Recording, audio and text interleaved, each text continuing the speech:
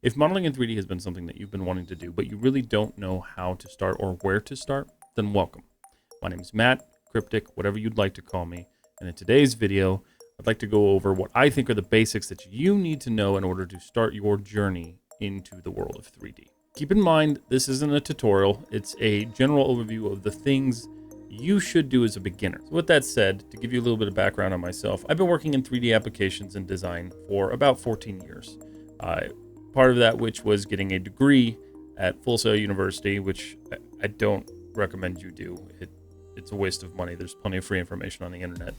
But my degree is in 3D animation and visual effects. I am what I would consider myself and what many call a generalist. I do heavily focus on modeling in like hard surface terms, as well as starting to learn more organic modeling myself. But I work on things like props and buildings and vehicles. And that's just where I found myself really kind of focusing over the years. But that's enough about me. Let's talk about you. So you want a 3D model. One of the most important and relatively simple steps is picking your 3D software. There are many options out there now. It can be hard to choose, and really it's going to come down to what you plan on using it for. Are you looking to make just silly 3D print files or 3D printed designs that aren't necessarily silly? I don't mean to call that silly. I have one too. I'm part of this community, don't worry. Or are you looking to kind of make a career change? If you're looking to get into the game industry, the VFX industry, whatever you could be trying to focus on, you need to choose an application that is going to best suit you for that use case. Or are you just going to be a hobbyist? It's totally fine to be a hobbyist. I am technically a hobbyist because I don't work in the industry. I have stayed away from the industry. And while that's an idea I'm changing and kind of evolving with, it's still something I very much live towards. The other important factor is choosing what it is you want to create. Are you looking at doing organic modeling? Are you looking at doing hard surface modeling? Are you looking at like CAD-driven, highly engineered printable samples or design materials?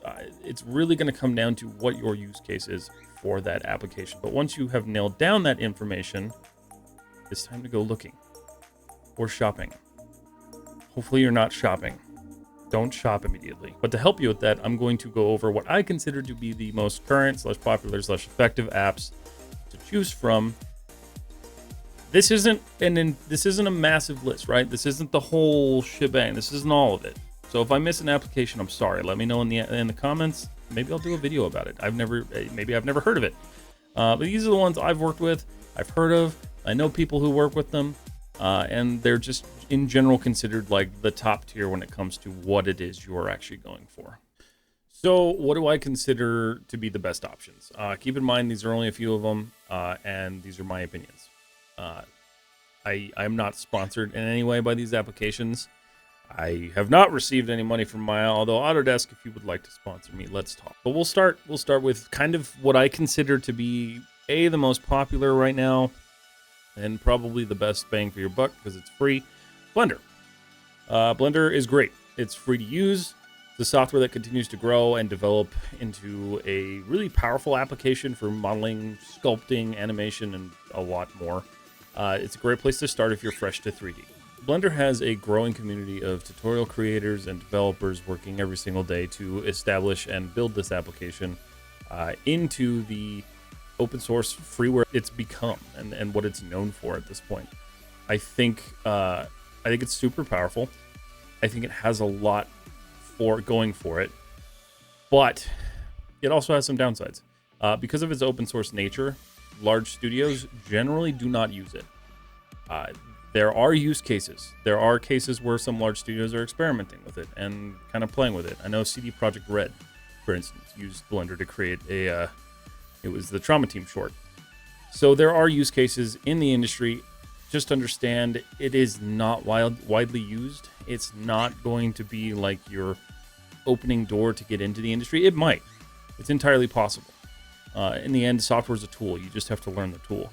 But just understand that the idea that Blender will become industry standard probably isn't going to happen anytime soon, if ever, because it's not an organized software company. They don't have engineers to support large productions and their pipelines, and they just don't have the resources to provide to these large studios what other companies do.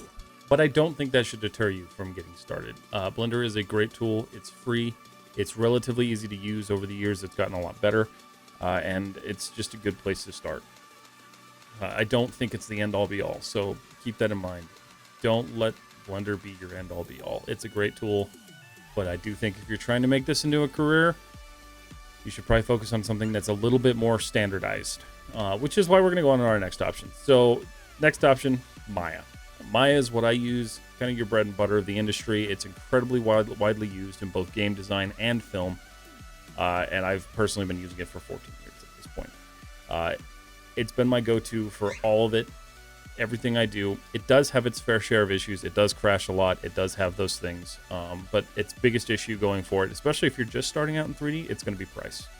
If you're just getting started, Maya can cost monthly of up to like $235 or $1,875 a year. There's a small workaround for that. It still costs a lot. It's what I use. Maya does have what's called indie licensing, and with any of these apps, you should look to see if they have indie licensing, because it does save you a lot of money. I think I pay like $275 a year, and I just can't make more than $100,000 a year off of it. So all in all, for my use case, it works out great. And for you, if you're looking to get into more of an industry standard application, probably going to be the best way to do it. Because $275 a year, yeah, it hurts, but you have it for that whole year. You can spend that entire year learning and really working and digging into it, and Maya's powerful. It has a lot of tools. It doesn't have all of the tools, but it has a lot of tools. More recently, they just added sculpting to it from the Mudbox subset of tools. So it's kind of on par with competing with the multitude of tools that Blender is adding. So it's kind of cool to watch those two go back and forth. But right off the bat, if you can afford it, I would say Maya is probably an awesome choice. 3ds Max. It's a lot like Maya. It's a little bit clunkier. It's not as widely used as much anymore. I could be wrong on that. I don't think the software changes all that much over the years. It kind of seems like Autodesk is kind of going the way of abandoning 3ds Max. They may not be. I really don't know. But I haven't used it in so long. I do remember that it was clunkier to do what I wanted to do. It had a lot of barriers to doing things and doing simple things. The modeling tool set didn't work very well. A lot of people loved it, but I could never figure it out. And that's over. I used it probably for about 3 to 5 years throughout high school. And so just to say that it was that difficult to figure out, I don't know if it's necessarily the best option. But if there is some reason you need to use 3ds Max, just understand it's going to cost the same as Maya. It is clunkier. It does have some tools that Maya does not have. I can't list those off the top of my head, but a little bit of research, you'll find that out. But if you're going to go this route, I would suggest just going Maya, unless you really have a use case for 3ds Max and like maybe there's a tool in there you absolutely need, though I don't know what it would be. I would go Maya. It costs the same type of indie licensing, and it's probably just a better idea. Cinema 4D. It's another app that I really don't have experience with, but I know it's heavily used in like commercial spaces like automotive and things like that. There are use cases for studio VFX as well, although I don't know how widely used in VFX it is. I don't think it's really used in gaming all that much, to be honest with you. I think most of the big players now are like Unreal Engine and Maya. It could be considered industry standard, but I'm not sure how true that is today. Maxon makes a lot of the tools that most of the industry uses pretty heavily, so I could see it being that way. It comes in at a fairly modest price, for $116 to $149 a month, depending on which tier you choose, or $1,400 a year. You basically get all of their stuff, including Substance Painter and ZBrush, which, if you don't know, Substance Painter is an Adobe product, great texturing tool. I'm learning it myself currently. That's like a $60 to $100 a month like thing right there, so that's pretty cool. Cinema 4D, I don't have a lot of experience with it. I know it beat me multiple times when I was competing in animation in high school, which is why I switched to Maya over the years. But it is a powerful tool. It's a great tool to use. It is a lower cost to entry if you're looking for that same like kind of industry standardized software that actually has support outside of the development community. And overall, it's a pretty good tool. There's a lot of cool stuff that Cinema 4D has done and can do. Another product from Maxon, ZBrush. ZBrush is kind of like a titan in the industry at this point. With that said, I don't really use ZBrush. I have experimented with it. I have played with it. I need to spend some time learning it. Just right now with my use cases, I don't use it all that much. A lot of people will skip using Maya and other apps in favor of ZBrush because it's such a comprehensive tool.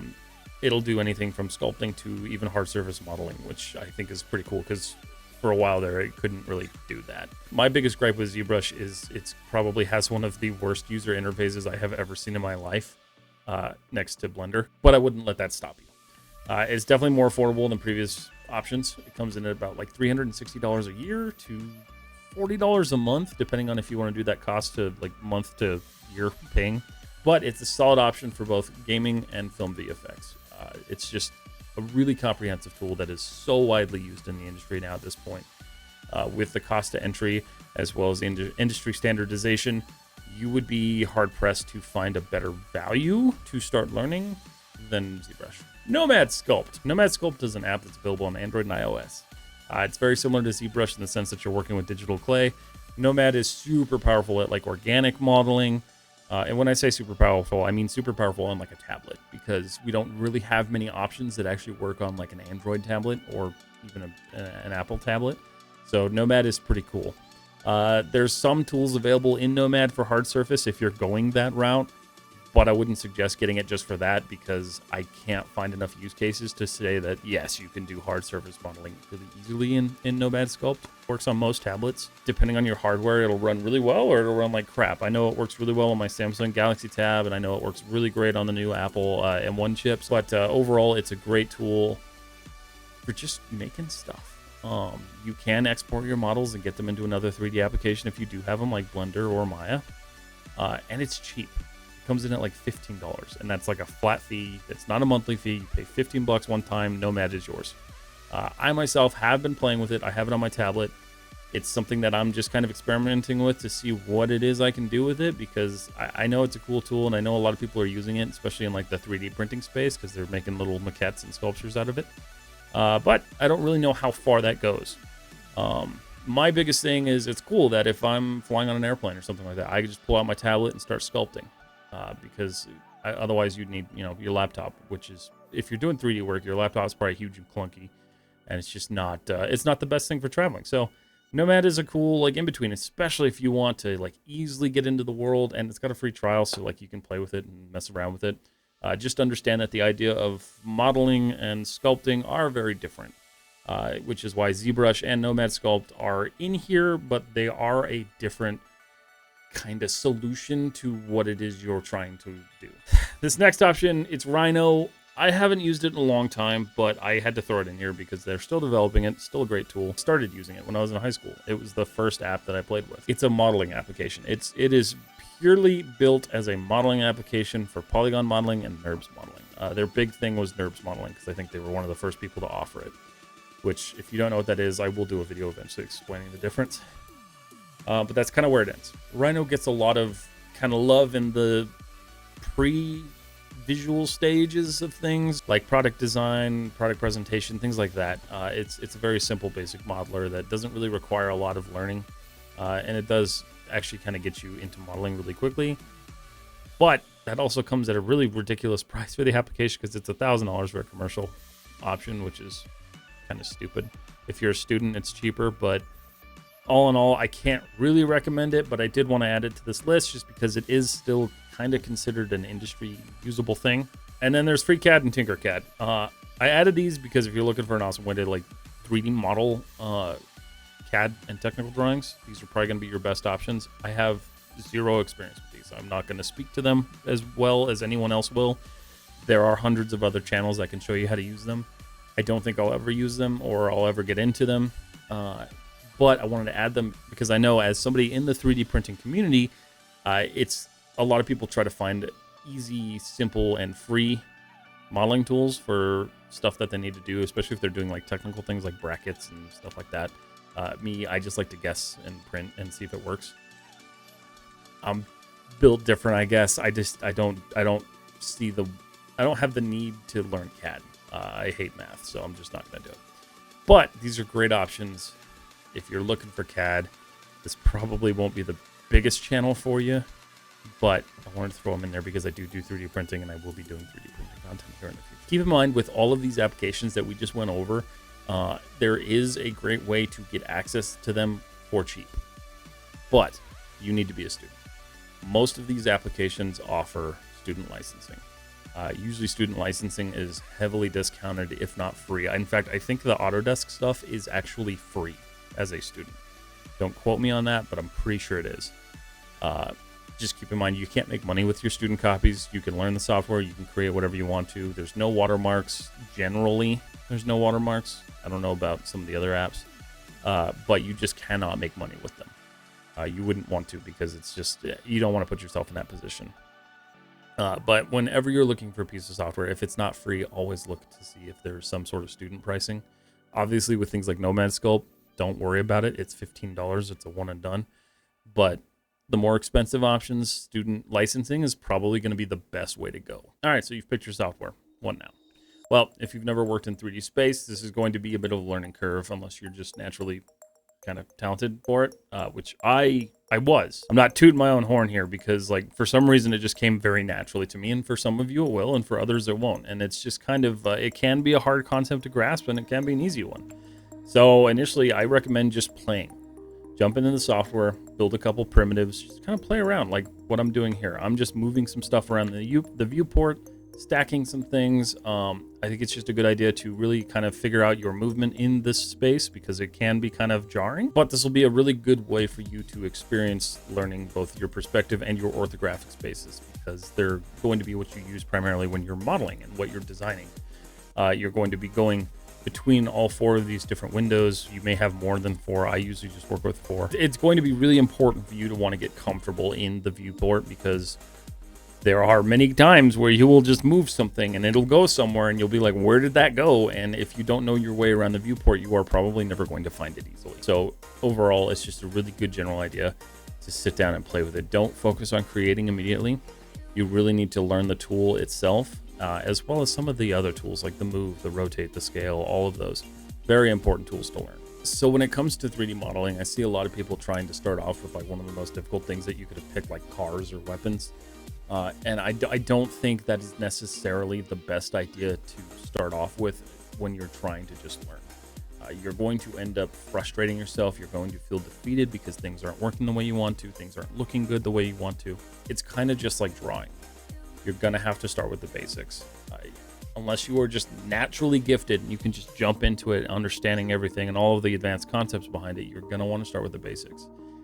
And I know from experience, because I know when I started college, with 6 years of experience in 3D behind me already, my first assignment was to model a snowman. So simple for somebody who's been doing this for 6 years. And I remember it was supposed to take me like 7 hours or something like that. And it just didn't, I didn't like it. But now looking back on it, I understand it. I understand why they had us do that, because it was a simple way to learn the tools. So if you want to start, build a snowman. What I'm doing here right now, you don't need to worry about what you're doing. You're not going to be going for perfect topology. You're not going to be trying to make the best model ever. You're simply learning and creating things. I'm making a bowl right now, or something like this mug. These are great ways to really start digging into how modeling in 3D works, and how moving around your model and moving things like vertices and polygons and all of the different ways that you can actually manipulate your model. This is going to be the best way to learn this. And it's simply by starting with simple items, modeling them, and keep them. Keep these things you make. Build a library of items that you make, because it's important to keep those things throughout the years. This, of course, is going to change a little bit when you're talking about using an application like ZBrush or Nomad, because your concerns kind of drop away from vertices and like what you're working with to basically what your subdivision level is and how many faces you have. Because these applications are more like digital clay, you're not so much worrying immediately about things like topology or how many polygons you're working with or what your engine needs. You're just sculpting. So that, when it comes to the experimenting portion of this, you're going to have to vary that based on the application that you've chosen. It all really depends on what you're using. And again, I don't do a lot of sculpting right now. It is going to be something that is a future thing that I'm working on, but right now I'm focusing on other things. One other thing that I can't really stress enough is look for tools. Look for things that maybe don't exist in your application that are maybe plugins, or look for tools that are within your application that you didn't know about. I just learned the other day about the Maya circularize tool, which would have saved me so much time in the past. But it's because I'm always trying to find new tools and figure out what exactly I can do to make my process easier, because that is the end goal. Just because a tool takes care of a job that may have been super manual before does not mean you're cheating. It means you're just making that job easier for yourself. I'm not going to say go so far as to jump into like AI tools, because I don't think that that's going to be efficient in helping you learn. But I do think you should look for things that say help you with UVing or help you with cleaning up modeling, whatever it is that you're looking for. You will find these use cases as you're working on your models, and you'll establish over time like what it is you need. Do you need other tools? Do you need to figure out something that maybe your application does, but you don't know how to do it? Always keep an open mind to that, and always be looking for stuff like that, because that's something that I didn't do a lot, and I kind of regret not doing that. I used to just stick to my ways, and I realized how horribly inefficient it was. So it's really important to make sure that you're actually doing that. At this point, when you're comfortable with the app itself, you can really start doing whatever it is you want. The beautiful thing about 3D and design is the limits are really only your imagination and sometimes your hardware. Start finding tutorials on things that you would like to learn, depending on what it is skill set wise you're trying to go for. Are you going to be a character creator? Are you going to be a 3D modeler who makes hard surface models? What is it you want to focus on? And start finding creators based around that content. I hope I can be that for you. I'm not there yet. This is my first fully scripted video on this channel, so there will be more. I have to actually work through this process and start converting my content over to this. But I will be publishing more in the future. I will be publishing tutorials as well as beginner stuff and intermediate stuff. Kind of building up to the advanced stuff right now. So you won't see so much of that on my channel, but there's plenty of other channels out there that do the same. My buddy Jared Chavez, he has a YouTube channel. I'll link it somewhere here. He does amazing character art. His channel is great for character art and learning how character creation and character design works. That's not really what I'm here for, but I'm excited for you to take on this new hobby / potential career, if that's what you're looking to turn into. I think it's an amazing space to be working, and I think it's an amazing space to be creating. And this is where I'm going to shamelessly plug myself. I'd like to see what you're creating. If you would like to join my community, join my Discord. The link is in the description. We're going to be posting all sorts of stuff in there, just sharing each other's creations, talking about the things we're making, and as well as maybe doing some live classes at some point. I'm thinking that would be a really cool space to do some live classes that aren't necessarily on YouTube. It's going to be a really interesting space to kind of grow with over the next couple of years. But I think that basically covers everything I wanted to talk about in this video. If there's something I missed, or if there's something you think I should have added, let me know in the comments. I'd love to hear it. And maybe I'll do a video on it in the future. But with all that said, thank you so much for hanging out with me in this video, and I will see you in the next one.